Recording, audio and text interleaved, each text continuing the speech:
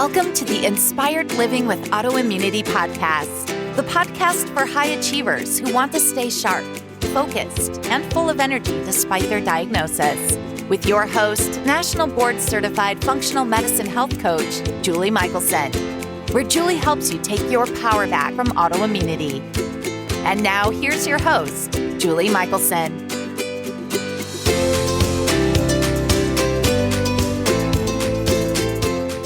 Welcome back to the Inspired Living with Autoimmunity podcast. I'm your host, Julie Michelson, and today I'm joined by Dr. Alison Danby, and we're talking about a topic that I think everyone can relate to, autoimmune fatigue. Our conversation dives deep into the main drivers of this symptom that 90% of those with autoimmune conditions experience. We all know that most with autoimmunity experience fatigue. Dr. Alison explains the why for us. From labs to causes to action steps. You don't want to miss this episode. Alison, welcome to the podcast. I'm so excited for our conversation today. Oh, thank you. I'm excited to be here. I always love to ask, how did you get to be the autoimmune guru, right? Because I'm guessing that wasn't your intention when you were younger. I know most of us, I'd say 98% of people I talk to on the podcast have our own health journey or that of a loved one that brought us into this world. So I would love for you to share a little bit of your journey with us. Absolutely. Yeah. No, I was a high school math teacher before this aspect of my life. And I really missed health. I really missed interacting with people from a health perspective. And so I went back to school and became a naturopath. And it wasn't until my last year of school that my health took a turn for the worst. And I was diagnosed over a course of a year to 2 years with repeated requesting of testing and information and wanting more answers and not getting them. I finally got a Hashimoto's diagnosis. And that was very scary to me. One, because I was in healthcare, so I knew the consequences of having an autoimmune condition. And that's kind of like your introductory, like if something's going to go wrong first, a lot of times it's Hashimoto's, which then leads to more severe autoimmune conditions. And so I was doing everything within my power to just control it. It took me about 18 months to get it under control, and knock on wood, I've been in remission since. And that's been about 15 years. But that's not what really got me into autoimmune, funny enough, because I was kind of ashamed and embarrassed that here I'm naturopathic doctor and I've got my own health condition and don't tell anyone because this is like, you shouldn't be sick, and all these stories that I had going on in my head. But what actually got me really into autoimmune, because I used to work with people with pain and physio clinics and educate on pain and all that, was I had a couple clients come to me and they were very frustrated, overwhelmed, had just been diagnosed with autoimmune conditions, and their doctors were telling them there's nothing they can do, absolutely nothing they can do. And I'm like, that's not true. And so I would share my journey with them. And the more that I shared, the more, one, that inspired people. And two, it allowed me to dive in and be like, okay, well, what can I do? Like I'm telling people that I was able to do all this with mine. So what are we able to do with all these other autoimmune conditions? And that kind of is what opened the door, was just hearing my clients struggle and just being told there's nothing, like, here, just take this and that's it. And let's just hope it controls it. And nothing against medication, but there's so much more that we can do to make the medication more effective and to reduce side effects and all these other things. And so that was about 10 years ago. And then I've just really jumped into autoimmune and loved every single moment of it, helping and working people through this and just optimizing how they feel to improve their quality of life. Well, as one of those people, I say thank you, because I was told there was nothing I could do. And I believed it for over a decade. And so I just love that was your inspiration, not even just your personal journey. And I'm so excited for literally everybody with autoimmunity, no matter what it is, can relate to fatigue. Yeah. And so I'm always excited to talk with you, but I'm extra excited about the topic of conversation today, because it's I feel like it's often the first symptom, and it's something that doctors tend to discount. Yeah. Especially if you're that classic woman who comes in, and I can't tell you how many clients of mine were told, well, of course you're tired. You have kids or, and so I'm grateful that we get to talk about it today. And I want to start there. What is the difference between I'm tired and I am experiencing ongoing fatigue? Well, there is a big difference. A lot has to do with the mental capacity too. So what the research shows is that 90% of people diagnosed with autoimmune actually experience fatigue. And it's some of the earliest signs that they're experiencing. And so many people, myself included, and I bet you hear this all the time is, well, it's just this, or it's this, I got this going on. I've got this, I've got 3 kids. I just had pregnancy. I'm going through menopause, whatever it is. It's just this. And so we keep chalking it off. And then what will happen is a lot of doctors will then start running labs. Okay, well, let's check your iron. Let's check your thyroid. Those seem okay. So then it's nothing, it's stress. Or we get diagnosed with depression. Yeah. So fatigue and tiredness, they do have an overlap, but for a lot of autoimmune people, what they're noticing is that there's a change in mood associated with it, lack of motivation. And that's one of the big triggers that are associated with depression. That's why a lot of people are getting diagnosed with depression when it's not depression. And depression does have a lot of similar characteristics, like an increase in inflammation anyway. So there is an overlap, but we're seeing a change in mood, change in motivation, change in social activities. That's one of the big markers is people are not going out as much. We had COVID here. So all of us were kind of forced to stay in. Inability to perform activities due to the level of exhaustion. One of the ways that I always describe, there's 2 things that I remember from when I was in a flare. One was mall eyes. And I call it mall eyes because your eyes get so tired. Like, when you're walking through the mall after a day and your eyes are just burning tired. So that to me is one of the signs that I know for my fatigue when things are getting out of control. And the other thing is just this heaviness. It's not just tired, like yawning a lot, but it's just this heaviness that we experience. And that's one of the key characteristics of early stage autoimmune. Now, if you have the heaviness, it doesn't necessarily mean, you're going to get autoimmune. But that's what a lot of people describe it as, is this muscle heaviness, no energy to actually do things. And when you're doing them, you're even feeling more depleted. And so limited physical activity, inability to work. And it is a little bit different for everyone, but it's more of the energy aspect. Like you can't even get energy. So for people that don't have kind of that autoimmune fatigue, what they'll find is when they go out for a walk, they feel energized, they feel great. Right.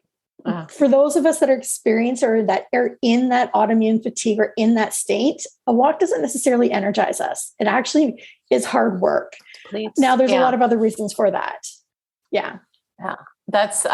Those are amazing, indicators. And you're right. For me, that was the fatigue is what drove me to find answers, because my son had come to me. I think he was about 6 at the time. And he came to me in the middle of the night. It was a single mom, and his throat hurt. And I literally couldn't get up. Like I sent him to the kitchen to get water and told him to come back in. But that was that moment of like, something's really wrong. Like, that's not how I parent. Something's wrong, because it wasn't like, I'm tired and I wish he hadn't woken me up. I mean, it was like my body was like, And so that's that. I call it the bone tired, just deep. And you're right. That is part of what leads to life getting smaller and smaller, because, and I went through the same thing. I remember saying to my best friend several years into my autoimmune journey and my decline. And I remember saying to her, well, I wonder if I have depression. Like, if you look at the checklist, it's similar. I have all these symptoms. And she said, okay, but do you feel depressed? And I was like, no. But a lot of people will start to feel depressed because they can't do those things. Of course. Yeah. So I love that you hit on all of that. It's amazing. It really. So then what? What do we do? So that's a great question. So if you are experiencing this, so for a lot of people that are probably listening to it, they already know they have an autoimmune condition. Right. But also too, there might be some people that aren't necessarily caused by autoimmune. So we want to start ruling out and making sure that it's that autoimmune fatigue Or is it more like iron deficiency? Because if you're iron deficient now, and let's be honest here, there's some really interesting research that comes out on iron deficiency of like, so I'm up in Canada and our ferritin level range is shocking. It's now 5 to 200 and something, 5 to 200. Now, a menstruating woman should be in and around 75, but ferritin can also be really high if you have a lot of inflammation. Yep. So we want to take a look at the whole iron picture, because if your iron's low, guess what it feels like? You're walking on a mountain. Yeah. Right. Well, you don't have oxygen in your blood. Exactly. So it makes it a little tough. It feels like you're hiking on the top of a mountain. And if anyone's done that, that's exhausting. So we want to make sure like iron is good, B12 is good, thyroid levels are great, optimal, around 1 or 2. Looking at the T3 and T4 to make sure your T3 is going and you're converting well. We want to look at dehydration. That is one that is so overlooked. Your muscles need juicy, not beef jerky. So if you're dehydrated, guess what you're running around with? Beef jerky. Now, not to quite that extent, but that's where you store all your hydration. So we need to make sure that we're hydrated. We need to look at pharmaceutical interactions as well, because that could be a big one for a lot of people's fatigue. Certain pharmaceuticals deplete a lot of nutrients. So that's something that I'm going to be hitting on social media more coming up, is some of the nutrient deficiencies with a lot of the medications, because if those are depleted, you need to restore those. And it's not about coming off the medications, but just making sure that you're getting adequate amounts. So those are some of the big ones. Hormones are going to be a factor in this as well. Hormones will play a big factor on your energy. A lot of women, especially if they're cycling, will notice a decrease in the second half of their cycle. So we just have to keep all of those things in mind. But if those are all coming back fairly normal, like check. If they're not, optimize them, fix them, and then keep going. Then we have to dive into, okay, well, why are we having this autoimmune fatigue? And there's 3 kind of main core concepts to that. So one of the very first ones, actually, you and I were talking about this before we even started, is the cell danger response, mitochondria. So the mitochondria is essentially impacting almost every chronic disease out there, and autoimmune being one of them. What happens is the mitochondria are in every single one of our cells, especially the muscle cells that produce the energy to give us that fire and go. And they're constantly producing energy. And one of the things that happens is when our body senses danger, so an increased inflammation, tissue damage, pollution, infection, what that mitochondria does is says, well, I'm not going to produce energy. I'm going to use that ATP to now signal to the body, danger, danger, danger.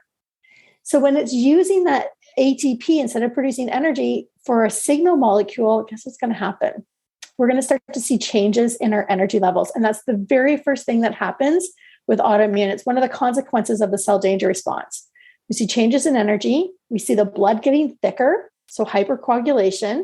So guess what's going to happen? Raynaud-like symptoms. Mm-hmm. So you're not getting proper circulation to your toes, to your fingers, to your brain, to your nose. All of that's getting compromised. So a lot of people, when they first have autoimmune diagnosis, they start to notice, okay, energy levels are low.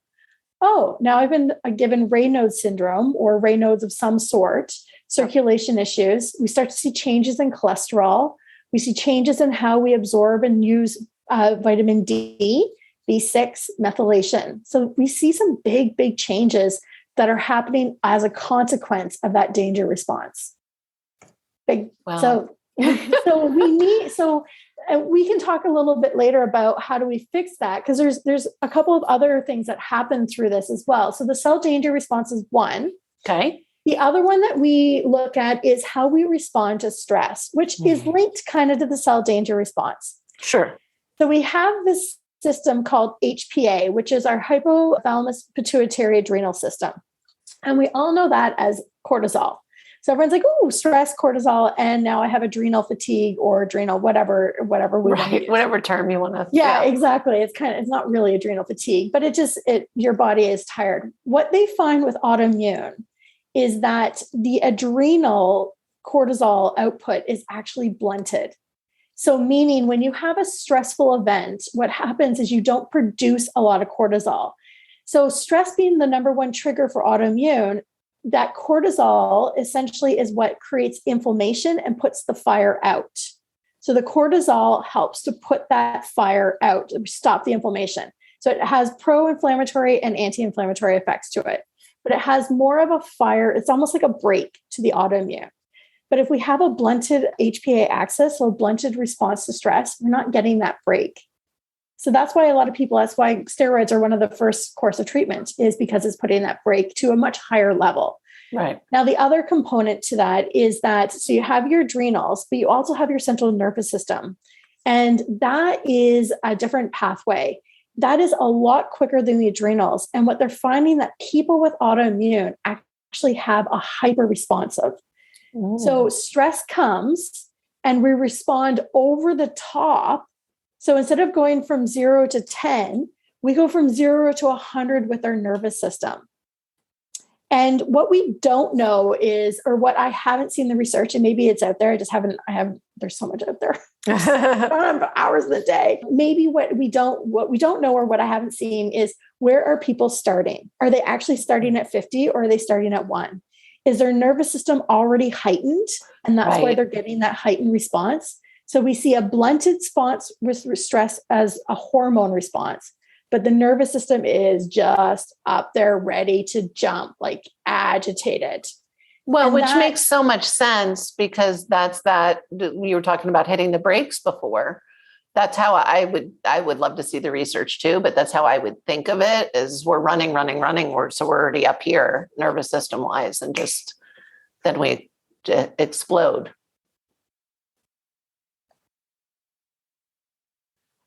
So what would the third core reason be? So the third one is one I think we all know, is inflammation. So when we have inflammation, we create more oxidative stress. Now, we all know what oxidative stress is, because we see it in the other, like in the real world. It's rusting. It's aging of fruit. It's why our avocados go brown. It's rusting of cars. And we have that internally. So it's just aging us quicker. So increased inflammation increases oxidative stress. Oxidative stress increases inflammation. And inflammation and oxidative stress are both tied to fatigue. It's exhausting. It's our bodies working so hard to create all of these things. It can deplete us very quickly, and it's aging. It's aging us from a genetic standpoint, from so many different factors. It's aging us quicker than we need to be. So that's the third one, which I think for a lot of people is no surprise. However, the research that came out in 2021, and I can't remember the author, he was saying that is actually where a lot of the autoimmune research is starting to go, is looking at some of the biomarkers for oxidative stress, which there are a couple that we can measure. One of them that they're starting to investigate is LDL cholesterol. And like I said, remember with the cell danger response, cholesterol changes happen. So we're seeing that right at the very beginning. And maybe that's a marker that we can use potentially. I don't know, the research is coming out on that. But that's where they're starting to go with some of the research for pharmaceuticals. Which makes sense, because cholesterol, we think of cholesterol as this bad thing, but it's a healing molecule. And so if you're inflamed, you are going to produce more LDL cholesterol. Mm-hmm. Mine was through the roof forever, and I thought it was genetic.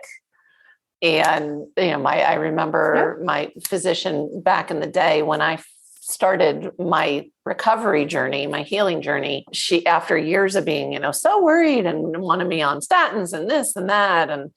And she was like, oh my gosh, your cholesterol is way down. And I was like, yeah, well, I'm not as inflamed anymore. Yes. So it does make perfect sense that would be, a place to be looking for sure. Yeah.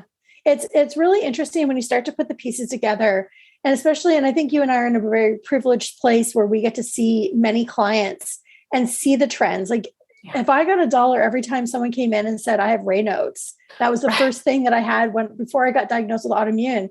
I'd be like, yeah, that makes complete sense now that I've put the puzzle together. So yeah, the more and more that we dive into it, research is really fascinating with where it's starting to go. One other thing too, that was really interesting is people with advanced childhood events. So trauma, and the trauma doesn't have to be like anything that we think of like, oh my goodness, that's like big T trauma, right? Sexual abuse or something along those lines. It can be divorced parents, living with an alcoholic, having a family member incarcerated. That's where they're showing changes autoimmune. So the more ACEs, advanced childhood events you have, the higher risk you have of developing autoimmune, which also is really kind of, well, why, like it changes the way we respond to stress. It almost creates a perception of a scarier world, which is then going to be more stress on the body. So I hate using the word stress because I feel like so many people roll their eyes when they hear, I know, stress. so overused. But it's true. It's so true.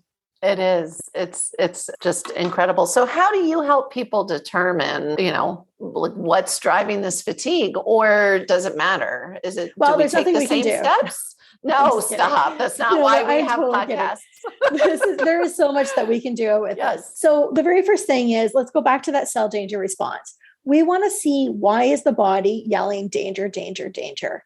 There may be ways that we can correct this. For some people, it may not be something that we can identify yet, but this is where functional testing is so fabulous, is because we can dive in to see, well, what is irritating the body? So looking for infections, looking at toxic loads. Toxins bind to receptors and make the organ look different.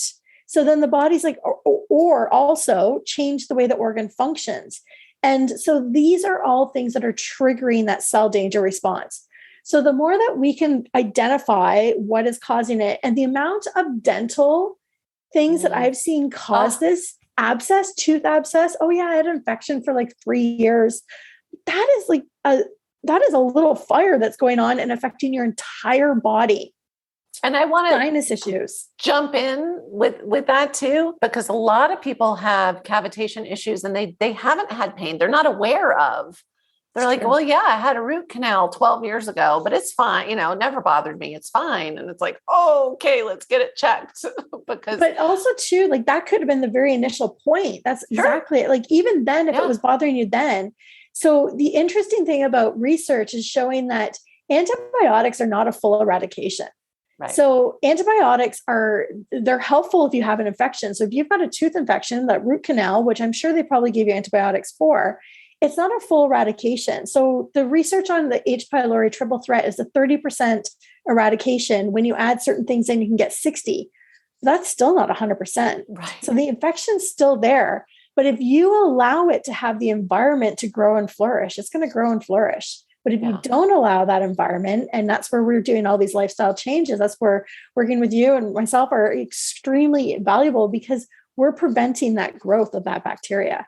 Yeah. So that infection 12 years ago doesn't have to flare up again.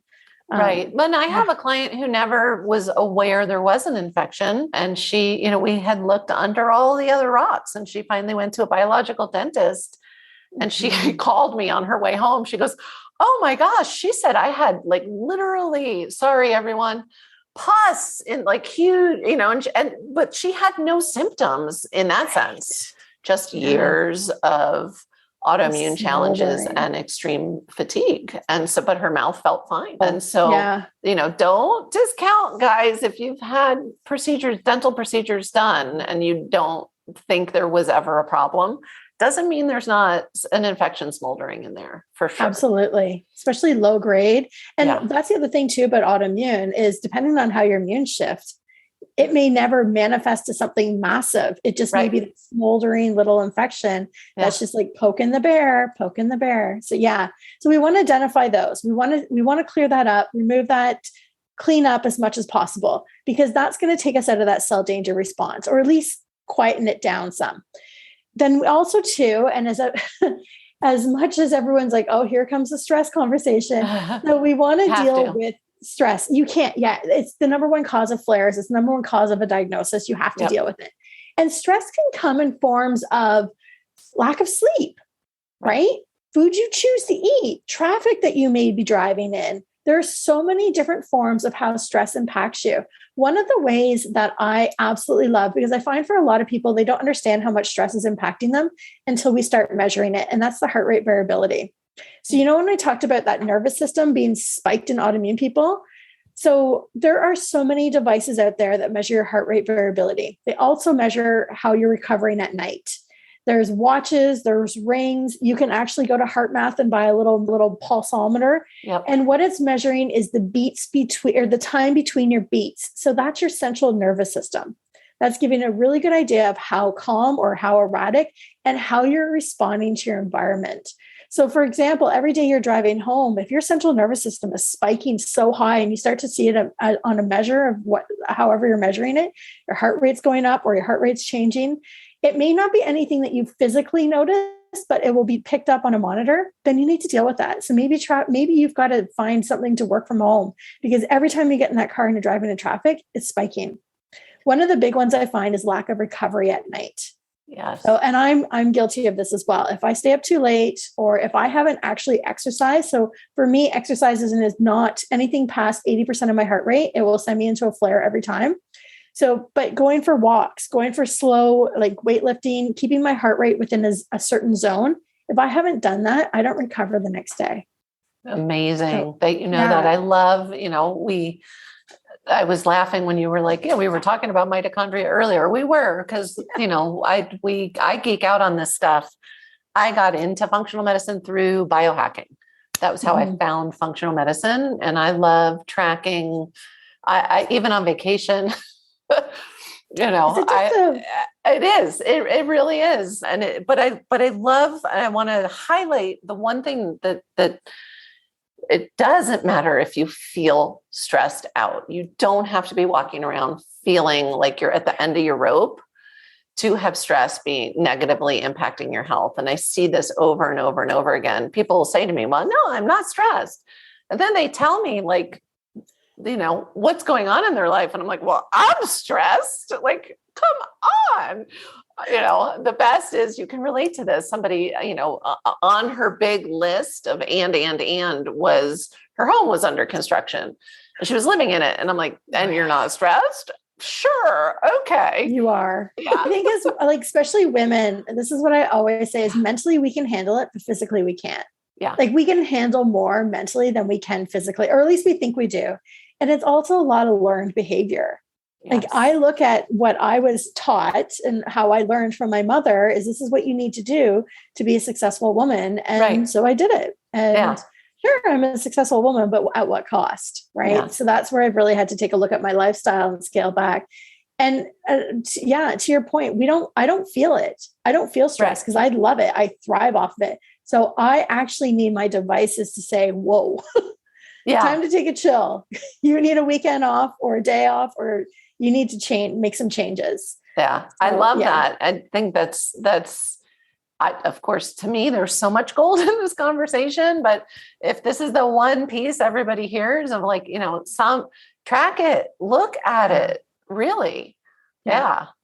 And labs, some people, and that's the thing, labs are, I use, I love functional medicine labs and the amount of labs I do on myself is insane because I can. And so why wouldn't I? But so many, especially with autoimmunity, especially if they're not doing full functional panels and deep dive panels. Oh, your labs are great. Oh, your labs are great. And it's like, well, that's one of the reasons I love doing toxin panels, because at least then they can see like, your labs are my gosh. Wait, the one I find, I always find this is what I see trending. So I like to go back as far as I can on people's labs. So they're like, oh, you want like 10 year? I want like as far back as we can get. And I love watching the white blood cells because the white blood cells tell a really interesting story, and medication will alter some of them.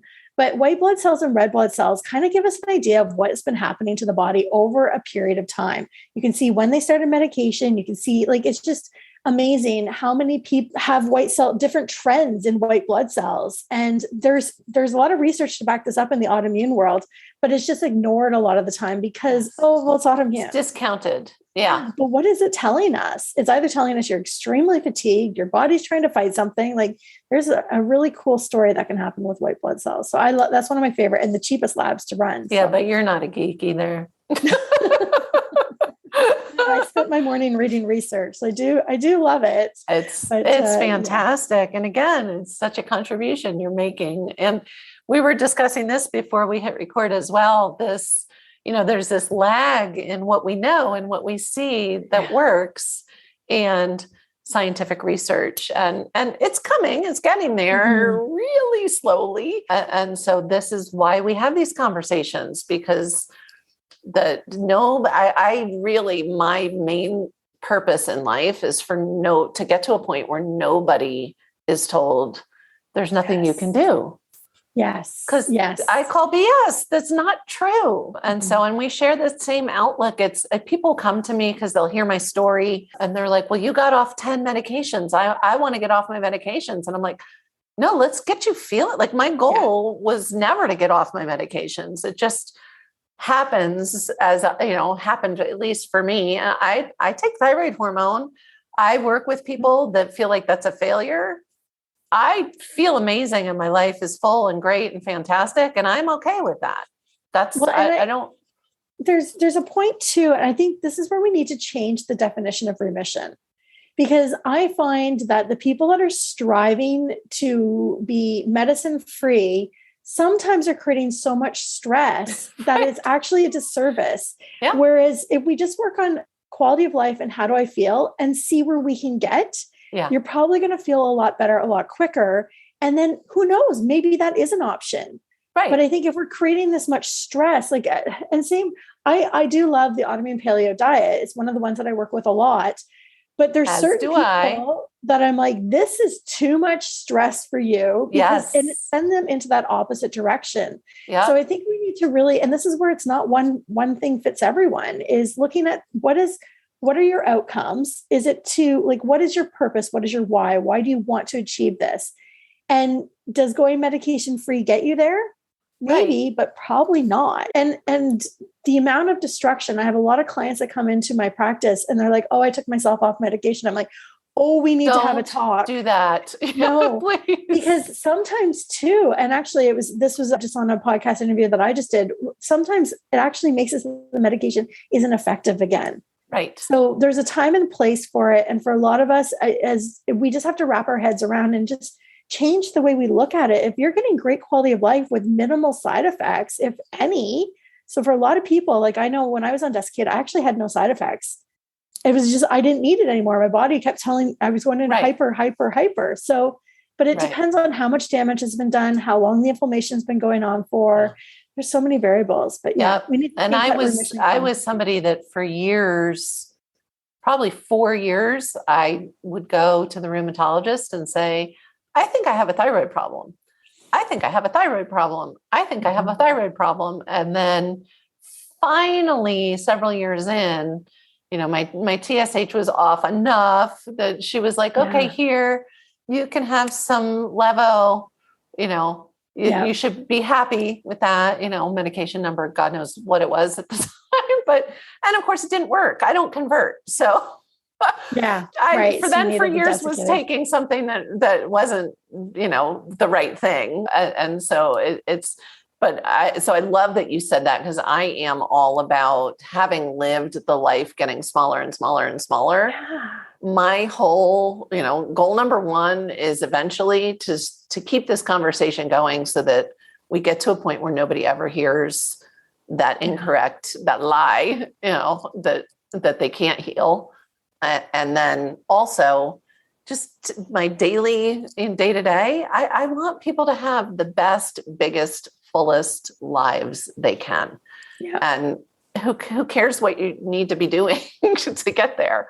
Really, if that's what they want. So it's funny. So I think some is hitting mainstream medicine, which is fabulous, because I'll get referrals being like, go see this girl. I don't know what she does. Who does something with leaky gut, or she does diet stuff. Like, it's just funny how I'm getting the referrals now from specialists that it's great. It is great. Even specialists are saying, why don't you try going gluten-free for a little while? And so it is starting to break through, which is exactly what we need. So we are going to see changes, I think, in the next 10 years with healthcare, which is fabulous. I totally agree. Yeah. And this is why we do this. So it has to, and again, the efficacy is there of our approaches. It's just that research is lagging behind. Totally, it's coming. Yeah. We're starting to identify that this is what's wrong. So then we need to start looking at, okay, now that we know that this is what's wrong, how can we then make the changes? And that's where the research is going to start coming. We're already starting to see it come out. Yeah. And we have, if you even just look at the AIP studies, that have been done, it's so exciting. And I'm with you, I'm an AIP coach as well. I don't It's a framework. I don't use one thing with everybody. And so, but the research is starting to come out and starting to come up. So for me, I want to like tie a bow on the biggest takeaway, if you will, in the conversation that I want people to hear is it's not in your head. Like if you have fatigue, whether it's autoimmune fatigue or not, one of the first things I ask people is like, do you wake up energized in the morning? Because I was listening to studies about people that sleep 12 hours or more, as a factor, that's bad for your health. And I'm like, no, but why are they sleeping 12 hours or more? It's not the sleep that's bad. It's that whatever's driving that fatigue under there. And how many of them have been tested for sleep apnea? That's a conversation we didn't even have. I know. Well, and I had the thought when we were talking about iron and oxygen and, the brain, we need oxygen when we sleep also. And everybody that we've sent to be tested when we get to that point, and it's like, okay, well, you haven't explored this. We should look. Everyone's a yes. They all have, and all feel shockingly, so much better when they have oxygen throughout the night. It's incredible. Yeah, it's true. Yeah. There's a lot of things to rule out before you get to that point of like, well, what do we do? But absolutely. Also, one of the things that you had mentioned is the AIP diet. Like that's the quickest way. This is why I love it. It's the quickest way to reduce inflammation. And so then you can see what other areas still need some attention once you've kind of successfully got on the AIP for, 30 to 90 days. So you can then take a whole inventory of, did your sleep improve? Did this improve? Did that improve? And just really see what else is kind of missing. Is there underlying infections, hormone imbalancing? That's the thing. If you're coming from kind of a standard diet and you go as far as AIP or even down, really, but even less than that. But if you're doing a full AIP and your needle's not really moving, you really need to do some digging for sure. And that's that same thing. We start there as well, because, I would love to say to my clients, I want to order all the tests and let's just look under every rock right now. Yes. But most of us don't have the thousands and thousands of dollars that would cost. And even they don't give you all the answers, right? Like they're looking at a select number of things. Like if you traveled and picked up a bug, somewhere around the world, right? That's not a common one. It's not going to be picked up. So, yeah. So this may be a difficult thing to answer. Okay, I'm ready.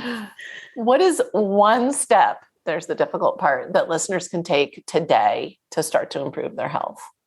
I think start understanding how your body's responding to your environment. I think that's probably the biggest one, just because we know that the central nervous system is such a big part. It controls the vagus nerve. And the vagus nerve is actually one of the biggest. We didn't even touch on that. That's another whole aspect of this big puzzle of.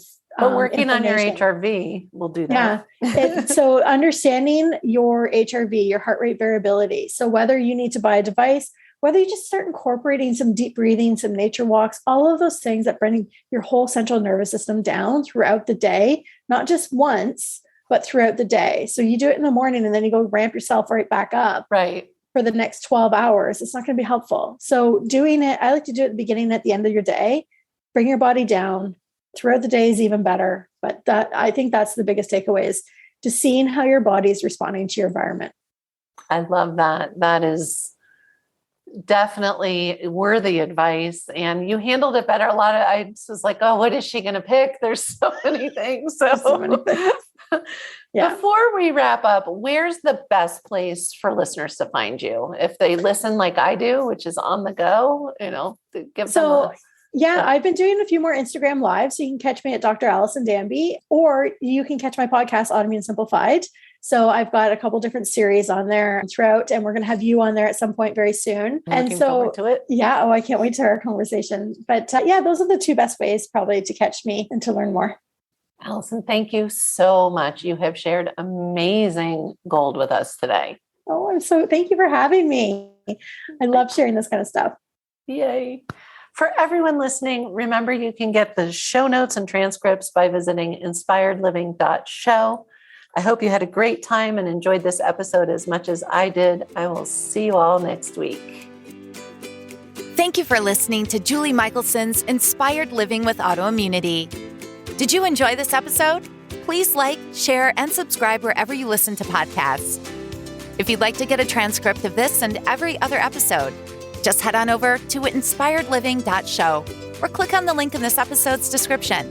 There, you can also find everything we discussed in this episode, including links and information about our guest. You can even send in your questions to be answered by Julie in a future episode. That's inspiredliving.show. Until next time, this is Julie Michelson's Inspired Living with Autoimmunity podcast, helping you take your power back.